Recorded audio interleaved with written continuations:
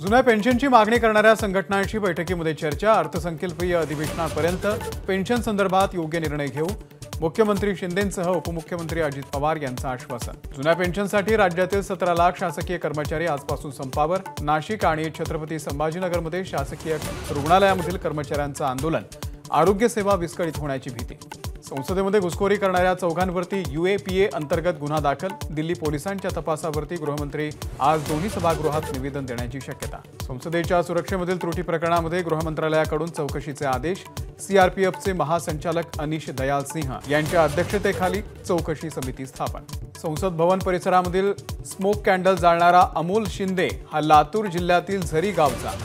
Amol police भरतीची तयारी करत होता, तर आई वडिलांचा शेतामध्ये मोलमजुरी करून उदरनिर्वाह। ललित पाटीलच्या सांगण्यावरूनच MD कारखाना।